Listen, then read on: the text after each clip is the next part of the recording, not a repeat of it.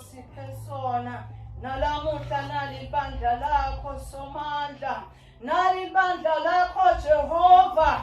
Lothengile ngengadi yakho babe. Lilambele wena nalamhla ekuseni. Sithabekho lo njengawe. Phinza babe usebenze phakathi kwebandla lakho.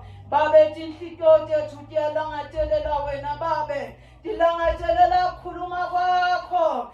Hlelo lonke babe sinikele etandleni takho. Na MC yasemembe kwebandla lakho mqobe babe. Akhulume konke.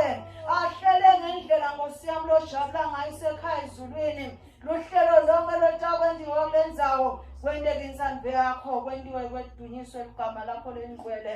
Lelibongwa manje kuze kube phakade.